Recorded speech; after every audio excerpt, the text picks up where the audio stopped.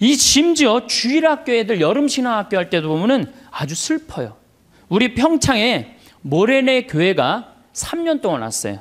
모래내 개신교회가 3년 동안 왔는데, 내가 이제 바빠갖고 전도사님을 계속 못 만났는데 3년째 내가 전도사님을 만나서, 아유, 우리 집에 이렇게 3년 때 오는데 어떻게 재밌으셨냐고. 그랬더니 그 전도사님 하시는 말씀이, 아우, 우리 3일 동안 은혜 많이 받고 갑니다, 그러는 거예요. 저는 주일학교부터 여름 신앙학교, 여름 캠프 20년 동안 다니면서 은혜 많이 받았다라는 생각은 한 번도 해본 적이 없어요. 우리 천주교에서 여름 캠프 갔다 오고 난 다음에 어땠니? 무지하게 재밌었어, 엄마. 이렇게 말하지, 엄마 은혜 많이 받고 왔어, 이렇게 말하는 애들이 있어요. 이게 출발점이 굉장히 틀린 거예요. 은혜 많이 받고 갔다는 거예요. 근데 우리 천주교는 재미야. 어느 정도로 재미를 추구하느냐면은, 우리 생태마을에 그 주일, 이제 지금은 그렇게 못하게 하는데 처음에 올 때는 본당 개인 프로그램을 하겠어요. 오면은 주일학교 선생님 제일 먼저 찾는 게 무덤 어디 있냐는 거. 무덤. 우린 무덤이 굉장히 많거든요, 뒤에. 무덤 저기 뒤에 무지하게 많다고. 왜 그러느냐고 그러니까 귀신놀이 하려고 그런다는 거예요. 귀신놀이. 담력 테스트 한다는 거예요. 아니, 하느님 믿는데 왜 담력 테스트가 필요해요? 그 모래내 교회는 기도하고 찬송하고 성경 공부하고 기도하고 찬송하고 성경 공부 2박 3일 동안 그러는 거예요. 그러니까 은혜 많이 받고 갔다는 얘기가 나오지. 근데 우리는 담력 테스트, 그것도 귀신놀이. 아니, 천주교 이름으로 여름 신앙학교 가갖고 귀신놀이 한다는 게 말이 돼요? 그러니까 애들이 6년 동안 귀신놀이를 하다 보니까 하느님하고 안 친하고 누구하고 친해? 귀신하고 친한 거야, 귀신하고. 그러니까 이게 귀신하고 너무 친하다 보니까 중학교 올라가면은 귀신하고 어깨동무하고 다 세상으로 나가는 거예요. 그래서 주일학교 1000명이면 중고등학교가 100명으로 줄어들어요. 900명은 귀신놀이를 너무 해갖고 하느님보다 귀신이 더 마음에 드는 거야. 귀신한테 꼬여갖고 나가는 거예요. 우리가 그 단순한 그거 하나만 하더라도 얼마나 하느님 얘기를 하지 않고 사느냐, 그걸 느낄 수 있어요. 캠프라는 것은 자연 안에서 텐트를 치고 노는 걸 캠프라고 그래요. 그런데 천주교의 여름에 가는 거 보세요. 신앙 캠프. 모든 단어를 캠프로 써요. 놀러 가겠다 이거예요. 신앙은 그냥 걸어 놓는 거고, 진짜 목적은 뭐야? 놀겠다는 거예요. 놀겠다. 산간 신앙 학교 얼마나 좋아요. 근데 우린 꼭 캠프라고 그래. 우리 교구도 교구 홈페이지에 여름 캠프 이렇게 써 있어요. 그냥 놀자는 거지, 놀자는 거지. 내 마음에 평화만 있으면 돼. 성당 가갖고 하느님의 영광 이런 거 별로 중요하게 여기지 않는 거죠. 반대로 은혜 많이 받고 간다는 개신교는 감사, 찬양, 경배, 아멘, 할렐루야예요. 그래서 대부분 이 개신교 이렇게 제가 이렇게 방송 보면은 개신교 성도들은 기도할 때 어떻게 합니까? 손을 들고 눈을 하늘에 들고 해요. 그렇죠? 전부 다 손을 하늘을 향하잖아요. 천주교는 어디를 향하고 있어요? 땅바닥을 향하고 있어요. 평화방송 보면 천주교구들 다 어디 쳐다보고 있어? 땅바닥 쳐다보고 있는 거예요. 도대체 우리는 하느님이나 하늘에 관심이 없어요. 하느님이나 하늘에 관심이 없어요. 개신교 목사님들 설교하는 내용 들어보면요, 찬양, 영광, 감사, 알렐루야, 아멘이. 찬양에는 흥분과 기쁨이 있습니다. 그래서 저기 목사님들 예배 드릴 때 보면은 하느님 아버지께 감사한다 그러고 찬양 드리고 그러느냐고 흥분하잖아요. 막 어떻게 몸을 주체를 못하면서 흥분하는 목사님들도 있잖아요. 천주교 신부님들 평화방송에서 미사하는 거 한번 보세요.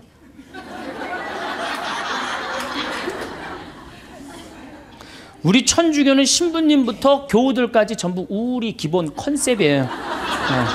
우리는 기쁘면 안 돼. 그래서 가톨릭 전례를 보면 전부 다 무거워요. 무겁고 우울하고. 찬양보다는 회개하고 반성하는 분위기가 훨씬 커요. 그래서 우리는 사순시기, 참회의 절, 대림시기, 봄판공, 가을판공, 십자가의 길, 양심성찰 이런 것만 해요. 그러니까 우리 분위기는 어두컴컴하고 우울한 분위기예요.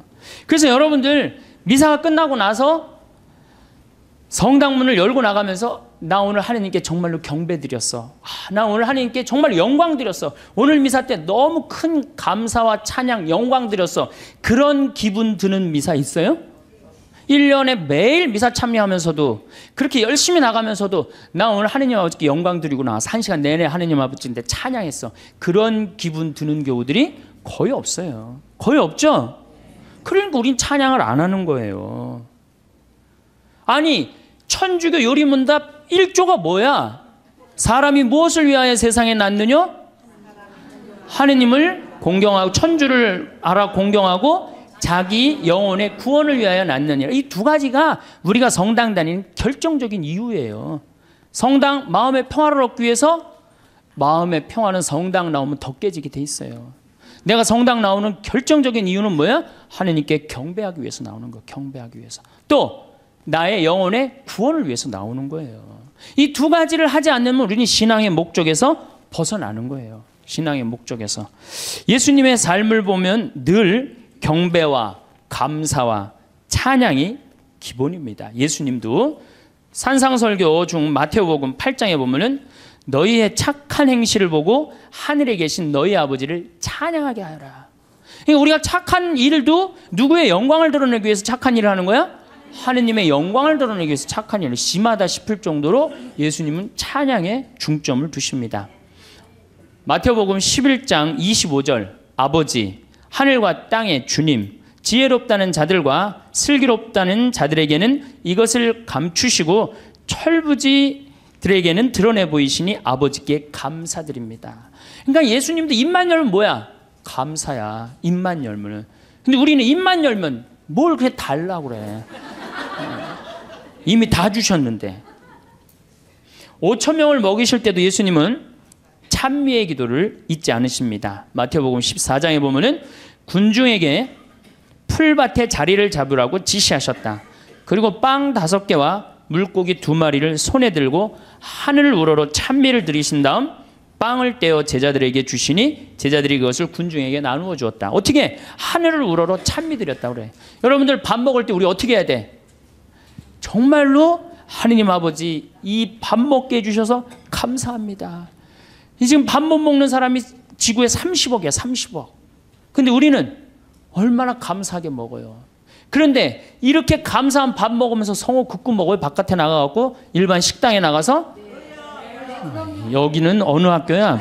성가정, 영성, 성숙 여기 학교 학생들은 내가 보니까 대단한 것 같아. 저는요 제가 이렇게 성호 굽고 밥 먹잖아요. 한 번은 그런 적이 있어요. 신학생 때 성호를 굽고 밥을 먹는데 앞에 있는 남자야. 아마 성당 열심히 다녔던 모양이야. 아이 새파란 놈이 성호를 굽고 밥 먹으니까 너무너무 미안했는지 자기 허벅지에다가 성호를 굽고 밥을 먹더라고요. 허벅지에다. 그러니까 우리는 찬양 드리고 경배 드리는 그런 신앙의 분위기는 자기가 하느님 얘기를 스스로 합니다. 왜냐 하느님께 찬양 드리고 경배 드리는 게 얼마나 신나요. 근데 우리는 천주교는 무슨 이순신 장군 후예야? 내가 죽었다는 걸 적에게 절대 알리지 말아라. 이거하고 똑같은 얘기를 해. 내가 천주교 신자라는 걸 절대 남에게 알리면 안 된다. 그래서 성호도 거요 안 거요? 안 거요 안 거. 밥 먹을. 여기 계신 분들은 긋고.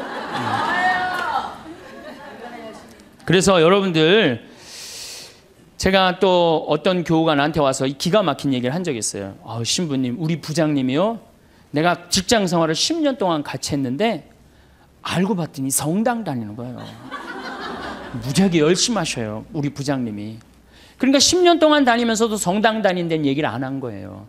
나의 죽음을 적에게 알리지 말라 그렇게 말한 이순신 장군처럼 어떻게 내가 성당 다니는 거를 직원이 알면 안 되는 거야.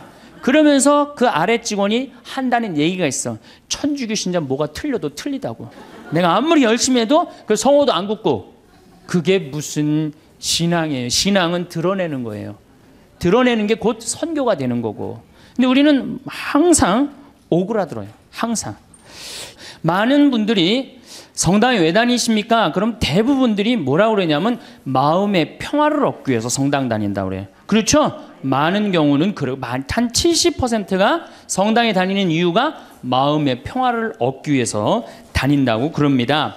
다시 말씀드려서 세상 살기 힘들고 어려우니까 전능하신 하느님 아버지한테 좀 기대서 부족하고 비천한 내가 이 세상살이 너무 힘들으니까 좀 성당에 앉아서 좀 평화를 좀 찾고자 성당에 온다고 그래요, 대부분이. 근데 이거는 완전히 틀린 답이죠.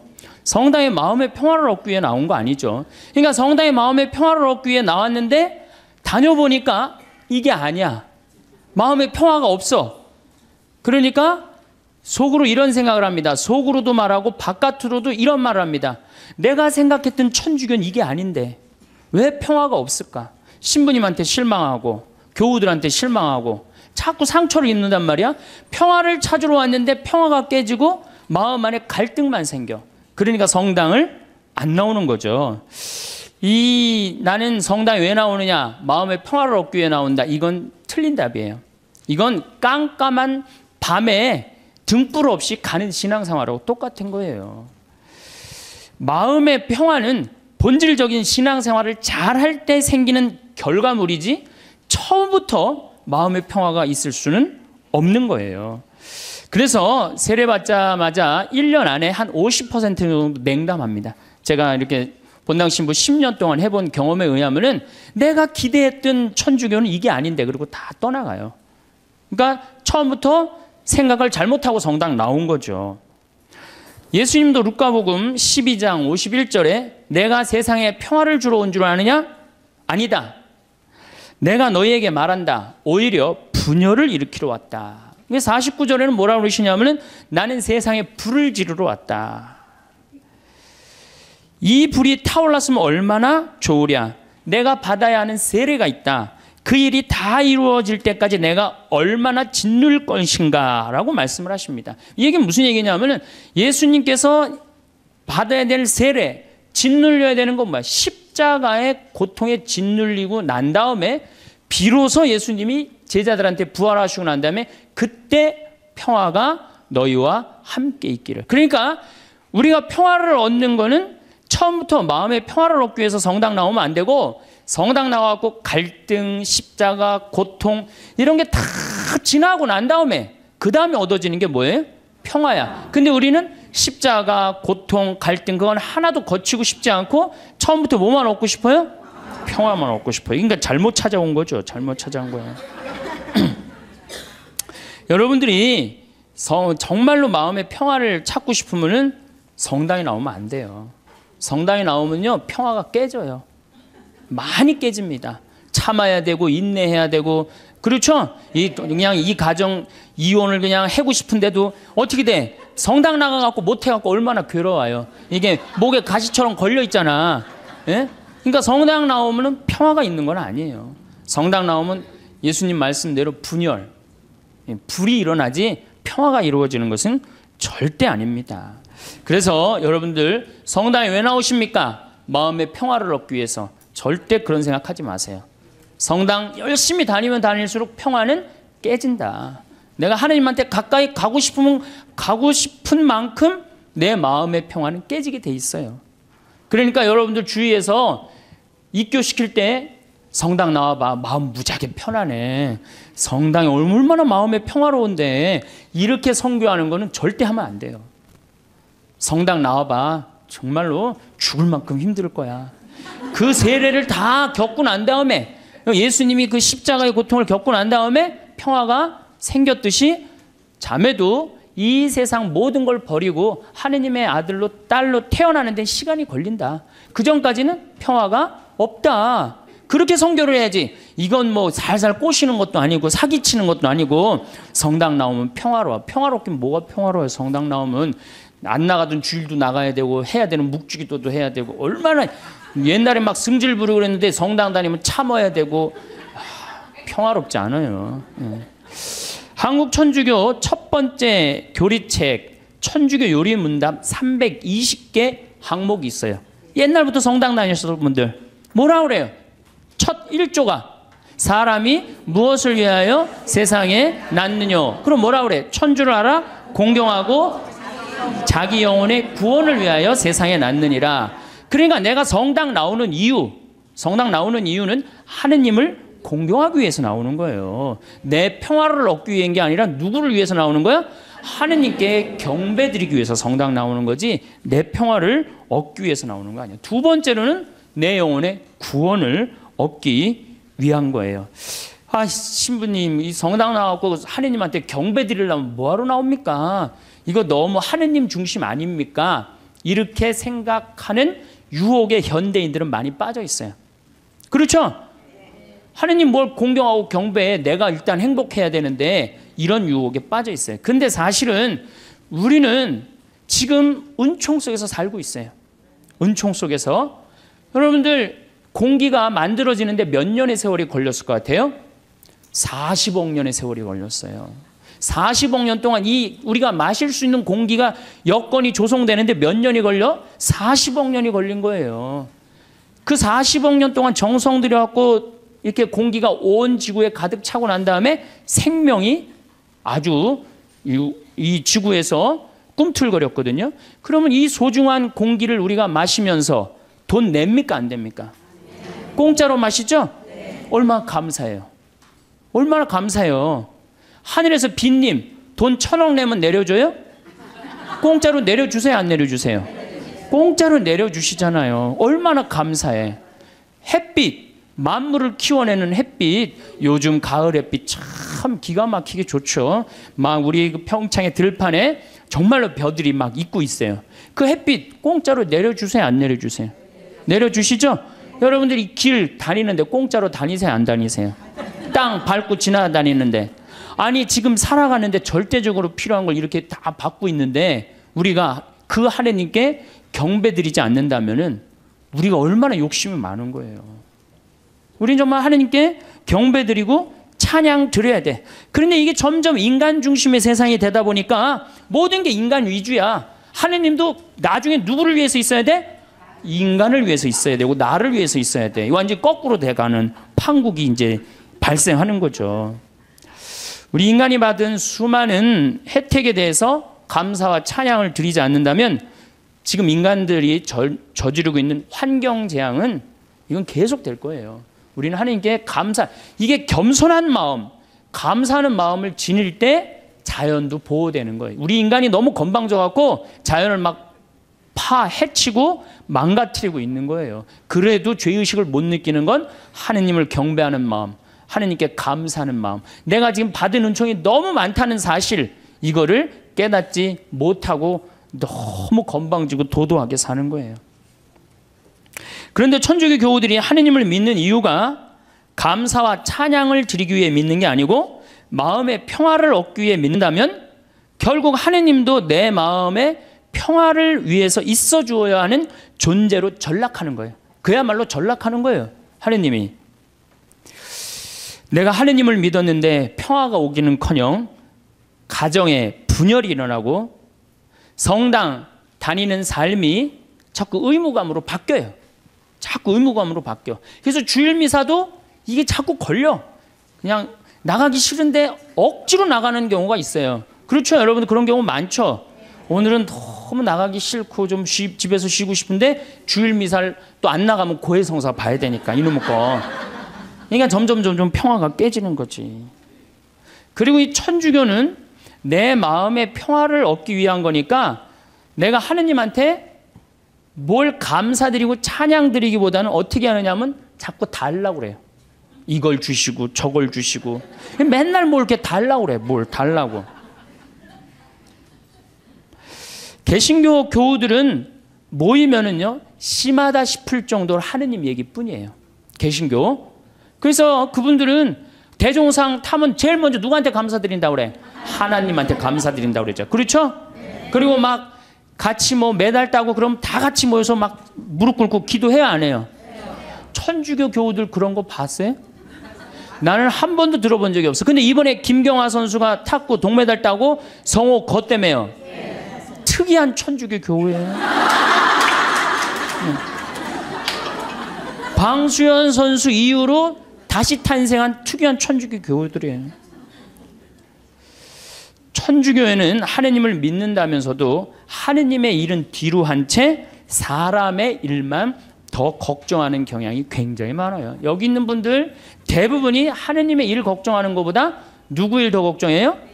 내일. 여러분들 세계에서 선교사가 제일 많이 나가 있는 나라는 미국이에요. 모든 선교제 다 나가 있어요.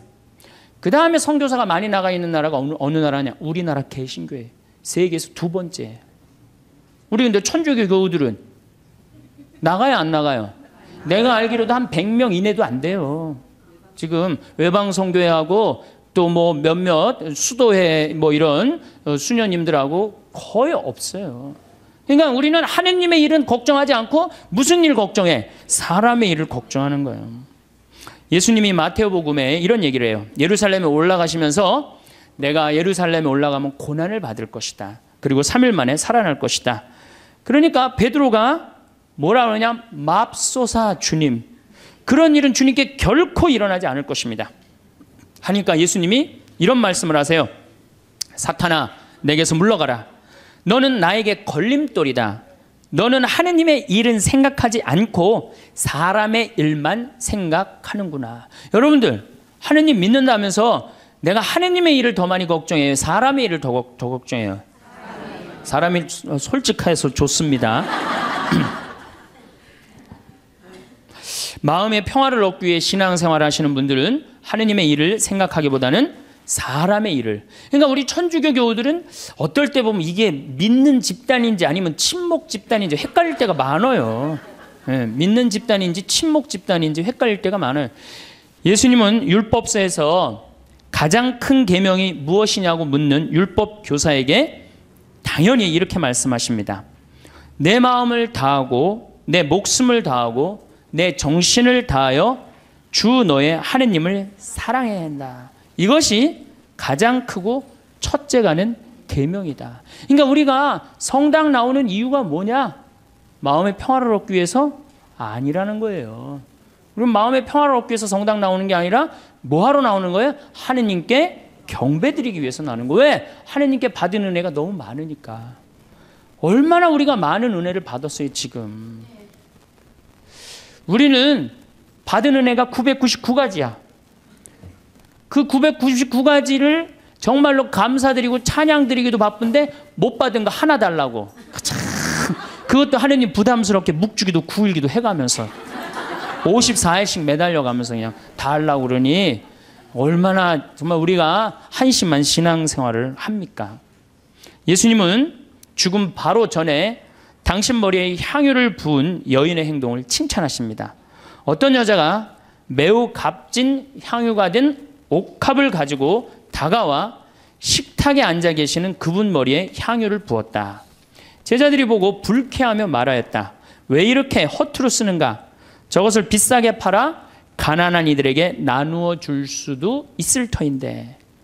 근데 예수님은 이 여인의 행동을 말리지 않습니다. 놔둬라. 이 여인의 오늘 이 행위는 세상 복음 전해지는 끝까지 복음과 함께 전해질 것이다. 그 향유가 200데나리온, 200데나리온. 한 데나리온이 하루 일당이에요. 우리나라 돈으로 이제 하루 일당 한 5만 원으로 따진다면 얼마예요? 1,000만 원어치 쏟아부은 거예요. 예수님 머리에 1,000만 원어치 쏟아부은 거예요. 그러면은 우리가 봐도 심하다 싶을죠? 그러니까 제자들이 왜 이렇게 허투루 쓰냐? 이거 가난한 사람한테 나눠줄 수도 있는데. 그런데 정작 예수님이 거절하십니까? 안 거절하십니까? 거절하지 않으세요. 우리가 하느님께 바치는 건 최고여야 돼. 끄트머리가 아니고. 그래서 아닌 말로 교무금도 우리가 미루다 11월 달 그것도 성탄절날 그냥 그날 내는 분들도 많아요. 그러니까 우리가 하느님께 맨 뒤로 가고 세상 일이 제일 먼저가 되는 거예요. 우선 내 문제 해결하고 난 다음에 그 다음에 하느님은 나중에 봐도 되니까. 하느님께 첫 번째 첩배, 맛배를 드려야 되는데 우리는 항상 맨 끝에 일단 내 마음의 평화가 더 중요한 거예요. 내가 마음이 평화로우면 그때, 많이 평화로우면 그때 내고 그때 안 평화로우면 안 내. 안 내도 되는 거예요. 성찬례를 봐도 예수님은 하느님께 얼마나 애절하게 감사 기도를 드렸는지 알 수 있습니다. 스스로 원하신 순환이 다가오자 예수께서는 빵을 들고 감사를 드리신다. 항상 감사하는 거 잊지 않으셨어요. 찬양하는 거 잊지 않으셨어요. 쪼개어 제자들에게 주시며 말씀하셨다. 또 이어 잔을 들어 다시 감사를 드리신 다음 제자들에게 말씀하셨다. 그러니까 예수님도 입만 열면 뭐 하셨어요? 감사하고 찬양했단 말이야. 근데 우리도 어떻게 해야 돼? 입만 열면 어떻게 해야 돼? 감사하고 찬양해야 되는데 사실은 그런 신앙생활을 하기란 우리가 방향을 잘못 잡았기 때문에 별로 없어요. 요즘 조금 분위기가 그래도 천주교가 감사, 찬양의 분위기가 그래도 조금 살아나요. 요즘 천주교가. 그래서 요즘 그런 면에서는 제가 정말 우리 천주교가 제대로 가고 있구나 그런 생각이 듭니다. 저는 우리가 얼마나 많은 은혜를 받았느냐 하면은 여러분들 지금 눈 두 개 여기 계신 분들만 제가 눈 두 개 달려있는 거 감사해 안 감사해? 걔는 하얀색하고 까만색밖에 못 봐요. 걔는. 근데 우리는 눈 두 개가 달려갖고 총천연색 다 보잖아요. 그렇죠? 실록도 보고 도봉산도 보고 파란 하늘도 보고 안개도 보고 이게 얼마나 감사한 일이야. 또 다리 두 개 달려갖고 인천에서 의정부에서 수원에서 명동까지 걸어왔잖아요. 얼마나 감사해요. 다리 두 개 내가 걸어 다닐 수 있다는 게. 나무는 한 번 심겨지면은 옮겨갈 수 있어요 없어요? 옮겨갈 수가 없어요. 근데 우리는 두 다리 두 눈으로 온 데 다 다니고 얼마나 감사해. 뭘 또 더 바란다고 맨날 이렇게 달라고 그래요. 이미 하느님이 다 주셨는데. 하나님이 다 주셨어요. 그러니까 사실 우리는 매일 감사하고 매일 찬양 드려도 우리는 부족해요. 내가 숨 쉬는 거 5분만 안 쉬어도 살아요 죽어요? 죽어요. 그런데 이 온 세상에 하느님의 기운이 꽉 차 있어. 하느님의 생명이 꽉 차 있어. 그걸 내가 지금 마시고 사는데 얼마나 은혜롭고 얼마나 감사해요. 그러니까 우리는 입만 열면 뭐 해야 돼? 제가 다른 기도는 못해도 그 기도 하나는 기가 막혀요. 감사기도. 아침에 일어나고 평창에 그 산에 쫙 운무, 그러니까 이 물안개가 쫙 얼마나 아름다워. 하느님 너무너무 감사합니다. 공기가요 정말로 달아요. 달아. 그냥 공기가 쫙 하면 하느님 너무너무 감사합니다. 또 밤에 어제도 밤에 빗님이 쫙 오시고 난 다음에 하늘이 맑아갖고 별이 딱 떴는데요. 얼마나 예쁜지 거기는 제가 이제 사무실에서 나는 토담집에서 사는데 토담집으로 내려올 때 내 다리도 안 보여. 깜깜해갖고. 내 다리도 안 보여요. 얼마나 깜깜한지. 근데 하늘의 별이 얼마나 영롱한지 몰라요. 요즘 목성이 얼마나 반짝반짝 거리는지 몰라요. 그 목성을 보고 얼마나 감사해요. 그러니까 저는 매일 감사해요. 그 기도 하나 내가 확실하게 해요. 그래서 저도 입만 열면 하루에 한 5번씩 감사하다고 해요. 감사합니다. 특별히 맛있는 거.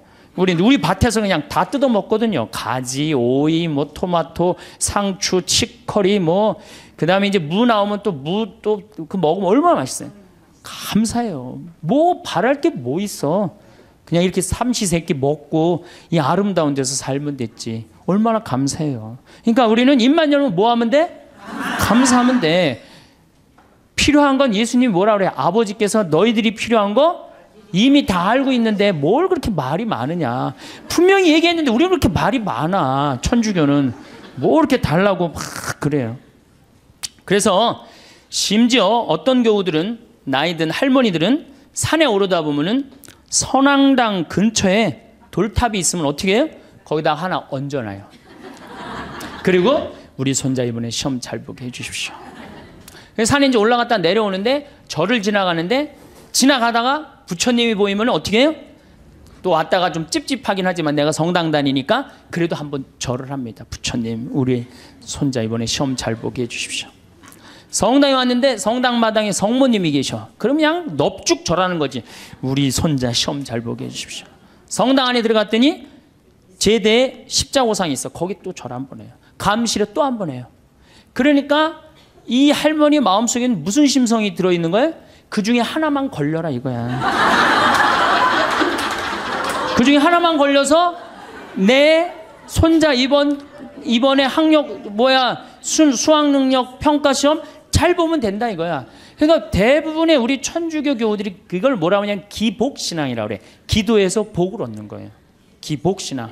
그래서 새해 여러분들 점집에 제일 많이 가는 종교인들이 누군지 아세요? 단연 천주교 교우들 1등이에요. 예. 성당에 쭉 다녀보니까 이게 답이 안 나와. 답이 안 와. 여기가 아닌가 봐. 그리고 어디로 가봐요? 점집에 가봐요. 점집에 가봐갖고 점집에 가면 속 시원한 얘기 해주잖아요. 3대 죽은 처녀 귀신이 달라붙어갖고 이 집이 안 된다. 부족 하나 써줄 테니까 벽에 넣어놔라.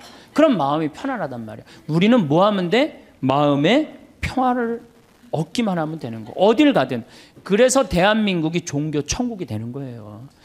대한민국에 들어왔고 실패한 종교는 하나도 없습니다. 다 성공합니다. 왜? 우리나라 국민들 심성 자체가 뭐야? 이 현세를 너무 좋아해요. 현세에서 사는 걸 너무 좋아해요. 죽어 정승보다 살아 개가 낫다고 그런 말도 우리 하죠. 그러니까 우리 현실을 너무너무 좋아하는 거예요. 그러니까 우리 이제 곧 추석이 다가오는데 참 재미난 게 있어요. 제가 이렇게 외국을 다녀보거나 여러 군데 다녀보면요, 무덤이 다 동네 한가운데 있어요. 무덤이. 그래갖고 그냥 동네에 그냥 퇴근하는 길에 꽃 하나 갖다 놓고 출근하는 길에 인사 한번 하고 그런단 말이야. 근데 우리는 그냥 얼마나 멀리 갔다가 묻어놓는지 죽는 게 그렇게 싫은 거예요. 그래갖고 그냥 무지하게 멀리 갔다가 묻어놔. 그리고 그냥 그걸 1년에 전 국민이 똑같은 날 다 보러 간다고. 아니, 죽는 날은 다 틀린데 왜 보러 가는 날은 다 똑같아. 그냥 추석하고 구정만 되면 그냥 막 이게 참 그만큼 우린 죽음을 싫어하는 거예요. 살아서 복 받으면 되는 거예요. 그러니까 우리는 내세 영원한 생명, 제가 이거 4번째 시간 때 이 강의를 할 건데 영원한 생명에 대한 간절한 소망이 없어요. 이 세상에서 어떻게 하면 돼? 행복하면 돼. 내 마음의 평화를 얻으면 돼. 성당에 왜 나오십니까? 마음의 평화를 얻기 위해. 나오지 마세요.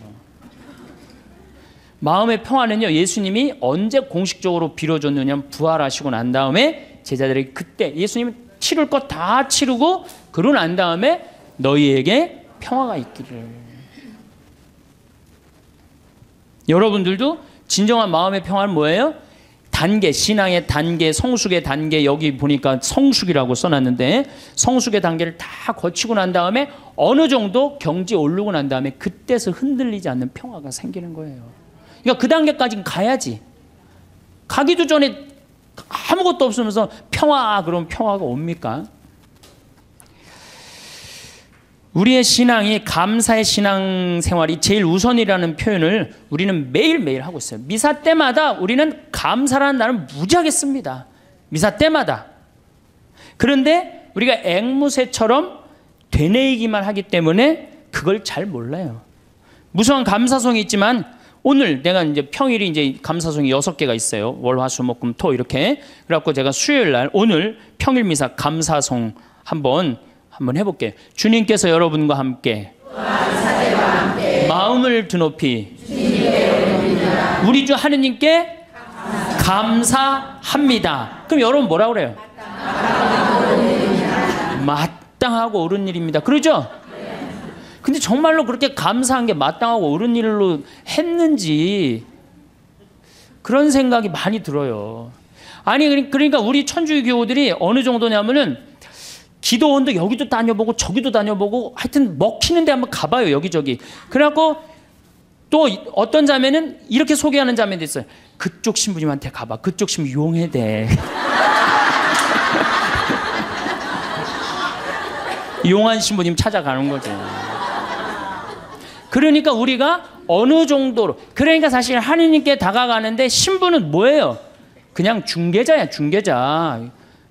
정말로 나는 누구를 만나면 돼? 하느님을 만나면 돼요. 근데 누가 용해다 그러고 저리 가보라 그러고 저리 가보라 그러고. 그러니까 우리 교우들이 그만큼 신앙생활을 하는데 잘못하고 있는 거죠. 잘못하고 있는 거죠. 우린 정말 하느님께 찬양드리기 위해서, 하느님께 감사드리기 위해서 여러분들 하느님 믿는 거예요. 다른 이유 하나도 없어요. 천주교 요리문답 1조가 뭐야? 사람이 무엇을 위하여 낳느냐? 천주를 알아 공경하고 자기 구원을 위하여 낳느니라. 저는 그건 맞는 얘기 같아요. 그 다음 얘기는 더 기가 막혀요. 거룩하신 신부가 이제 혼자 하는 거야. 거룩하신 아버지, 전능하시고 영원하신 주 하느님, 언제나 어디서나 아버지께 감사함이, 언제나 어디서나 아버지께 감사함이 나오죠? 참으로 마땅하고 옳은 일이며 저희 도리요 구원의 길이옵니다. 기가 막힌 기도문을 우리가 매일 외우고 있어. 매일 마땅하고 옳은 일이라고 맨날 그래. 마땅하고 옳은 일이라고 뭐 하는 게? 감사드리는 게, 찬양 드리는 게, 그리고 그게 내 구원의 길이라고 얘기를 해요. 기가 막힌 기도문을 하면서도 이게 뭐 무슨 얘기를 하는 건지 그냥 딴 생각하고 앉아 있는 거죠. 그 시간 뭐 감사송이 오늘 뭔지 무슨 내용을 신부님이 했는지 그것도 모르는 경우도 참 많아요. 아버지께서는 사랑하시는 아드님을 통하여 인류를 창조하셨듯이 또한 인자로 인류를 구원하셨나이다. 그러므로 창조된 만물이 마땅히 주님을 섬기고요. 굉장히 중요한 얘기예요. 창조된 만물이 마땅히 주님을 섬긴다는 거예요. 우린 창조됐어요? 안 됐어요? 우린 창조됐어요. 그러니까 당연히 어떻게 해야 돼? 주님을 찬미하고 하느님을 주인으로 모시고 살아야 돼요. 그런데 제가 가만히 이렇게 생각해 보니까 하느님하고 우리하고 입장이 바뀌었어. 누가 종이냐 하면 하느님이 종이고 누가 주인이 돼? 내가 주인이야. 왜 이렇게 시키는 게 많아. 이거 해주시고 저거 해주시고. 내가 기도를 하면서 하느님의 뜻을 들어야 되는데 누가 내 뜻을 들어야 돼? 내 하느님이 내 뜻을 들어야 돼. 헌금이나 많이 하면서 또 시키면 몰라. 딸랑 1,000원 해갖고 그냥 300원어치는 우리 아이 이번에 시험 잘 보게 해주시고 300원어치는 우리 아파트값 뛰게 해주고 나머지 400원어치는 우리 남편 절대 직장에서 안 떨어지게 해주시옵소서 하고 1,000원 딱 낸단 말이야. 아니 많이 하면서 시키면 또 다행인데 딸랑 1,000원 내면서 왜 이렇게 시키는 게 많아요. 그러니까 하느님하고 나하고 입장이 바뀐 거예요. 그리고 이제 하느님이 안 들어주면 열받아요, 안 받아요? 열받아. 아니 하느님이 정말 있는 거야 없는 거야? 왜 이렇게 내 청을 안 들어줘? 내가 9일 기도까지 했구만. 54일 동안이나 했는데 왜 안 들어줘? 여기가 아닌가 봐. 천군보살한테 한번 가봐야 되겠다. 천군보살한테 가볼. 거기 가서 또 안 되면 또 어떻게 해요? 또 성당에 나타나. 그래서 성당에 주기적으로 나타나는 사람들이 있어요. 주기적으로.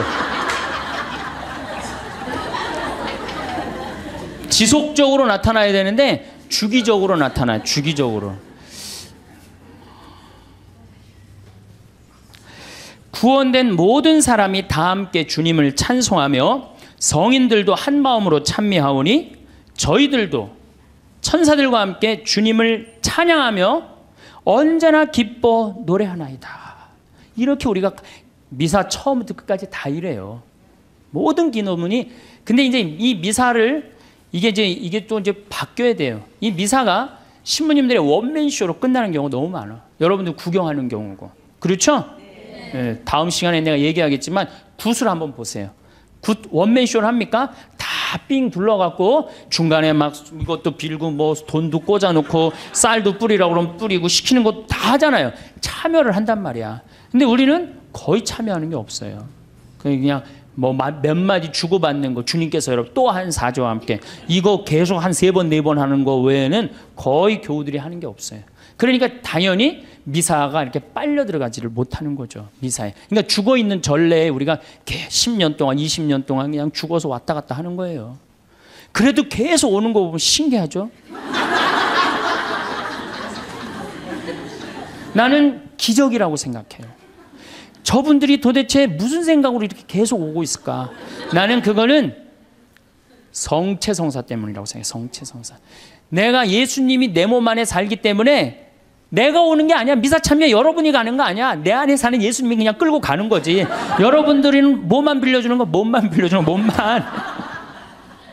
정말로 성체 은혜 때문에 천주교가 사는 거예요. 얼마나 좋은 성사예요. 거기에 의미까지 더한다면 우린 정말로 행복한 신앙생활을 할 수 있을 텐데. 그러니까 우리가 이제 뭐라고 그래? 신부가 이렇게 하면 여러분들은 뭐라고 그래? 거룩하시도다, 거룩하시도다, 거룩하시도다. 온 누리의 주 하느님, 하늘과 땅에 가득 찬 그 영광. 하늘과 땅에 가득 찼다고 아까 제가 얘기했죠. 공기 마시는 것 자체가 뭐야? 은총 속에서 사는 거야. 하늘과 하느님의 기운이 있지 않으면요, 이 인류, 우주, 이거 생명이 움틀 수가 없어요. 가끔 이런 분이 있어요. 내가 하느님을 믿느니 주먹을 믿겠다. 이런 분들이 있어요. 그럼 제가 그런 글도 썼는데 주먹을 믿겠다고? 주먹이 공기 만들어내는데 무슨 일을 했는데, 주먹이 하늘에 빗님 내리는데 무슨 일을 했는데, 주먹이 태양빛 만들어내는데 무슨 일을 했는데, 그렇게 주먹이 좋으면은 주먹하고 저 화성에 가서 살아라. 영하 200도 되는 데 가서 살아라. 주먹이 다 해줄 테니까. 우리 인간이요, 너무 교만해 있어요, 지금. 과학이 발달해갖고 인간이 최고인 줄 알고 착각하고 있어요. 우리는 한순간도 하느님의 은총이 없으면 우리는 한순간도 못 살아요. 그래서 여기 뭐라 그래? 온 누리의 주 하느님, 하늘과 땅에 가득 찬 그 영광. 이렇게 노래를 했잖아. 높은 데서 호산나, 주님의 이름으로 오시는 분 찬미 받으소서. 듣고 보니까 찬미라는 말을 무지하게 많이 하죠? 우리가. 그런데도 우리가 죽어있는 전례에 참여를 하다 보니까 정말로 찬미하는 기분, 찬양하는 그런 기분이 안 들어요. 그러면은 도대체 어떻게 하느님께 경배 드려야 되느냐?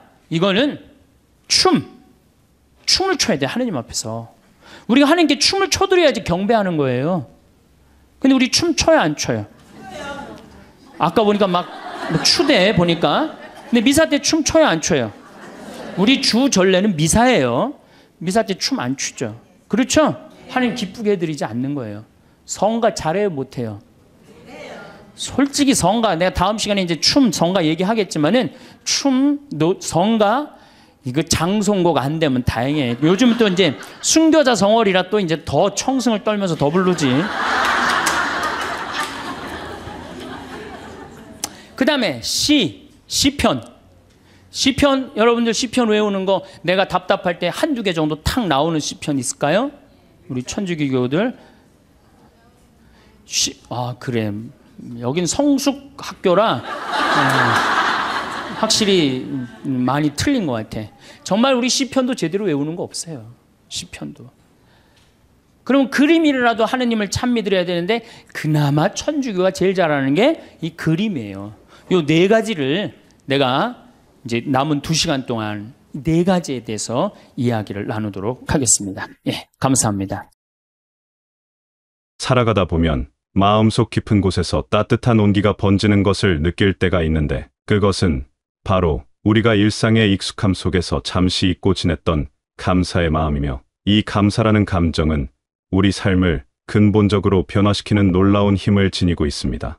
우리는 살아가면서 참 많은 것을 그저 당연하게 여기는데 아침에 무사히 눈을 뜨는 일이나 밤에 편안히 잠자리에 드는 일처럼 이토록 평범한 하루의 순환이 아무런 문제 없이 이어진다는 사실이 얼마나 큰 축복인지 우리는 종종 잊곤 합니다.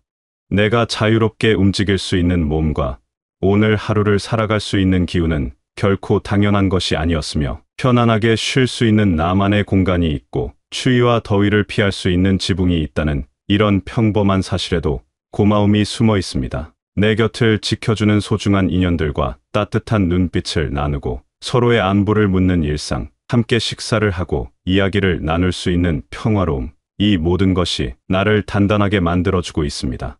나를 바라보는 따뜻한 시선과 나를 믿어주는 굳건한 마음, 말없이 그저 곁에 있어주는 존재, 기쁨을 나눌 때 2배가 되고 슬픔을 나눌 때 절반이 되는 그런 관계들이 나를 지탱해주고 있었다는 것을 우리는 깨달아야 합니다. 우리는 혼자 살아가는 존재가 아니라 수많은 관계 속에서 보이지 않는 도움을 받으며 살아가고 있으며 서로에게 알게 모르게 기대어 살아가는 이 연결됨 자체가 큰 은혜입니다.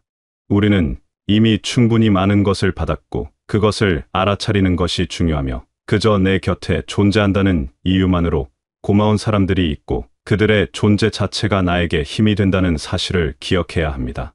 우리는 종종 가지지 못한 것을 바라보며 이미 가진 것들의 가치를 잊어버리지만 마음을 돌이켜 지금 내게 있는 것들을 하나하나 헤아려 보면 이 모든 사실을 깨닫게 될 때 우리의 마음은 겸손해집니다.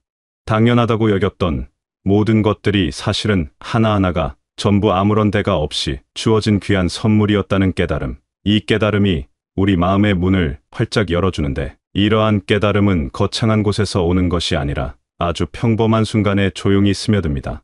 감사는 멀리 있는 것이 아니며 아주 특별한 순간에만 찾아오는 감정이 아니라 바로 지금 여기에 있으며 내가 딛고 서 있는 이 땅과 나를 감싸는 이 공기, 나에게 주어진 오늘이라는 시간, 이 모든 것에 고마움을 느끼기 시작하는 이 발견이야말로 삶의 가장 큰 전환점입니다. 감사하는 마음을 품기 시작하면 세상을 바라보는 시선이 근본적으로 달라지는데, 이전에는 불만스럽게 보였던 것들과 나를 힘들게 한다고 생각했던 상황들을 바라보는 내 마음의 변화가 생기면서 잿빛으로만 보였던 풍경의 다채로운 색깔이 보이기 시작합니다.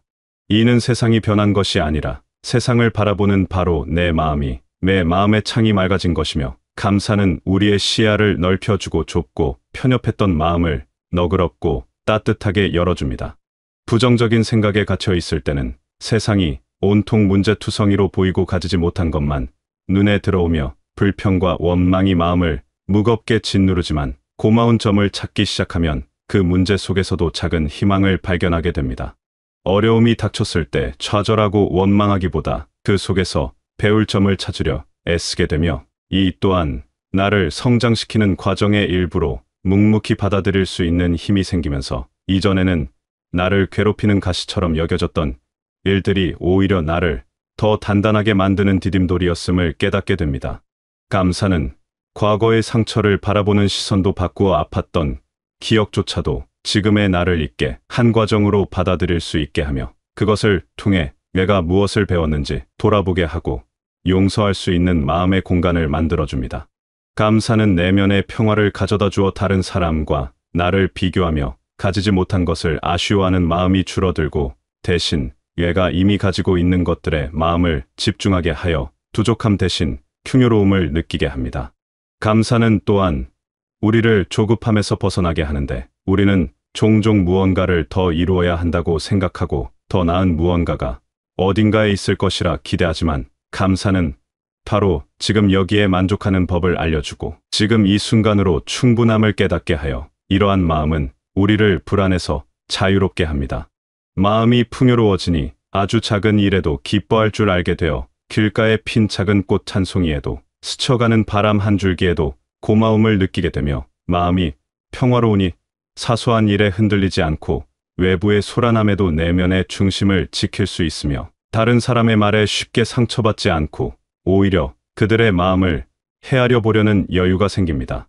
이것은 삶의 태도를 근본적으로 바꾸어 매사에 긍정적인 마음을 갖게 되고 표정이 밝아지게 하는데, 감사하는 마음은 우리의 기운을 맑게 하여 불평으로 가득 찬 마음은 무겁고 차갑지만, 감사로 가득 찬 마음은 가볍고 따뜻하며, 이 가벼운 마음은 주변의 좋은 기운을 끌어당기고 밝은 마음이 밝은 현실을 만드는 것은 매우 자연스러운 이치입니다. 주변을 대하는 태도도 부드러워져서 다른 사람의 단점 대신 장점이 보이기 시작하고, 그들의 수고를 인정하고 존중하는 마음이 생기며, 감사는 닫혔던 마음을 열어 나와 세상을 따뜻하게 연결해주고, 원망과 불평이 가득했던 자리에 이해와 용서가 깃들기 시작하게 합니다.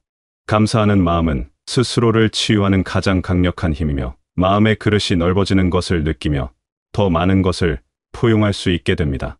감사함이 마음속에만 머무른다면 그것은 절반의 기쁨일 뿐이며, 진정한 감사는 밖으로 표현될 때 더 큰 빛을 발하여 그 빛은 나를 밝힐 뿐 아니라 주변으로 퍼져나가 세상을 밝히게 됩니다.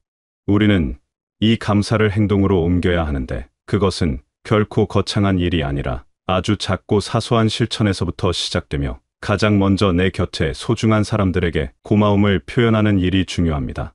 늘 곁에 있어서 오히려 마음을 전하기 어색했던 이들에게 따뜻한 말 한마디를 건네는 것인데, 고맙습니다. 여러분 덕분입니다. 같은 이 진심 어린 말 한마디가 서로의 마음을 얼마나 풍요롭게 하는지 모릅니다. 그 말은 단순한 인사가 아니라 나의 마음을 전하는 가장 따뜻한 선물이며, 진심이 담긴 말 한마디는 어떤 값비싼 것보다 큰 힘을 가지고 있습니다. 표현하지 않는 마음은 아무리 깊어도 상대방이 알기 어렵지만, 작은 표현이 관계를 더욱 깊고 따뜻하게 만들며, 그것은 주는 사람과 받는 사람 모두를 기쁘게 합니다. 또한 감사는 나눔으로 이어지는데, 그것은 풍요로운 마음의 자연스러운 흘러넘침이며, 내가 받은 선물을 다른 이들과 함께 나누는 것으로, 그것이 물질적인 것이든 마음의 위로이든 상관없습니다. 작은 미소와 따뜻한 격려, 혹은 도움이 필요한 이에게 건네는 작은 손길, 다른 이의 이야기를 판단하지 않고 마음으로 들어주는 일, 이 모든 것이 감사의 실천입니다. 특히 다른 사람의 이야기를 깊이 들어주는 일은 매우 중요한 감사의 실천인데, 우리는 종종 말하기에 바빠 듣는 것을 잊어버리지만, 누군가 나를 판단하지 않고 그저 나의 이야기를 끝까지 들어준다는 것은 큰 위로와 힘이 됩니다. 나의 시간을 내어 상대방의 마음에 귀 기울이는 것, 이것이 우리가 할 수 있는 가장 아름다운 나눔이며, 나눔을 통해 우리의 감사는 더욱 커지고 세상은 조금 더 따뜻해지며, 내가 가진 것을 나눌 때 우리는 더 큰 기쁨을 얻게 되어 이는 감사의 선순환을 만들어냅니다. 무엇보다 중요한 감사의 실천은 바로 오늘 하루를 충실히 살아가는 것인데, 지나간 일을 후회하거나 오지 않은 미래를 걱정하기보다 지금 이 순간에 온전히 집중하는 것입니다. 우리의 마음은 종종 과거에 머물거나 미래로 달려가서 지금 이 순간을, 지금 누리는 것들을 놓치기 쉽지만, 삶은 바로 지금 여기에만 존재하며 감사는 우리를 현재에 머무르게 합니다. 우리는 식사를 할 때조차 다른 생각에 빠져 맛을 모를 때가 많고, 길을 걸으면서도 발밑의 감촉이나 풍경을 놓치곤 하는데, 지금 이 순간에 깨어 있어야 하고 지금 하는 일에 마음을 다해야 합니다.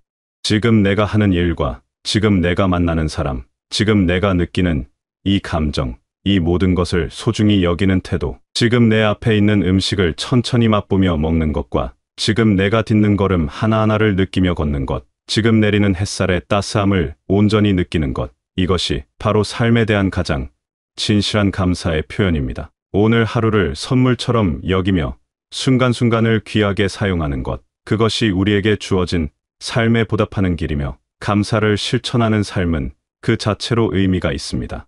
작은 감사를 매일 연습하는 것이 중요한데, 아침에 일어나 오늘 감사할 일 3가지를 떠올려보고 밤에 잠자리에 들어 오늘 고마웠던 일 3가지를 되새겨보는 이런 마음의 연습이 감사를 우리의 삶의 일부로 만듭니다. 감사는 일회성 감정이 아니라 어느 날 문득 찾아왔다가 사라지는 그런 것이 아니며, 그것은 우리가 매일 가꾸어야 할 삶의 자세이고 매 순간 의식적으로 선택해야 하는 마음의 습관입니다. 날마다 감사하는 마음을 선택하는 부드러운 다짐이 필요하며, 우리가 어떤 마음을 선택하느냐에 따라 우리의 삶의 빛깔이 달라집니다. 이것은 억지로 하는 노력이 아니라 오히려 우리를 편안하게 하는 휴식에 가까우며, 감사하는 마음을 선택하는 것은 나 자신을 가장 아끼고 사랑하는 방법입니다. 물론 살다 보면 때로는 마음이 흐려지고 힘든 순간도 찾아올 것이며, 모든 것이 버겁게 느껴지고 감사할 이유를 찾기 어려울 때도 있고, 삶이 우리에게 뜻하지 않은 시련을 안겨줄 때도 있습니다. 그럴 때일수록 더욱 의식적으로 고마운 일들을 떠올려 보아야 하는데, 아무리 작은 것이라도 좋으니 편히 누울 수 있는 자리나 마실 수 있는 깨끗한 물 한 잔, 나를 걱정해주는 단 한 사람의 존재만으로도 그 작은 빛이 모여 마음의 어둠을 밝혀줄 것입니다. 시련이 닥쳤을 때 감사하는 마음은 우리를 지켜주는 방패가 되어 절망에 빠지지 않도록 우리의 마음을 붙들어주며, 아주 작은 고마움이라도 찾으려 애쓸 때 우리는 그 상황을 견뎌낼 힘을 얻게 되는데, 가장 어두울 때 가장 작은 빛이 더욱 소중한 법입니다. 감사하며 살아가는 삶은 그 자체로 축복이며, 우리의 하루하루를 더욱 의미 있고 풍요롭게 만들고 내면의 평화를 찾게 하고 세상과 조화롭게 살아갈 수 있는 지혜를 주며, 감사는 우리 안에 잠자고 있던 긍정의 힘을 깨웁니다.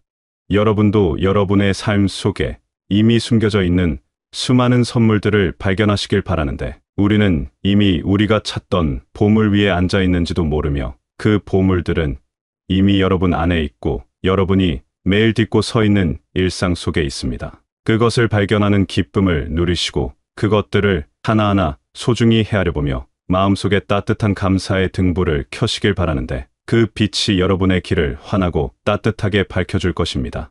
매일 아침 눈을 뜰 때마다 오늘 하루도 선물처럼 주어졌음에 깊이 고마워하는 마음으로 시작하시고, 여러분 주위에 있는 모든 존재와 여러분이 누리는 모든 순간에 진심을 담아 고마움을 전하시길 바랍니다. 하루하루가 모여 여러분의 삶이 되며, 그 하루하루가 감사로 채워질 때 여러분의 삶은 그 자체로 빛나는 보석이 될 것이고, 그렇게 하루하루가 감사의 실천으로 쌓여 여러분 모두의 삶이 더없이 따뜻하고 평화로운 기쁨으로 가득 차게 되시길 진심으로 바라겠습니다.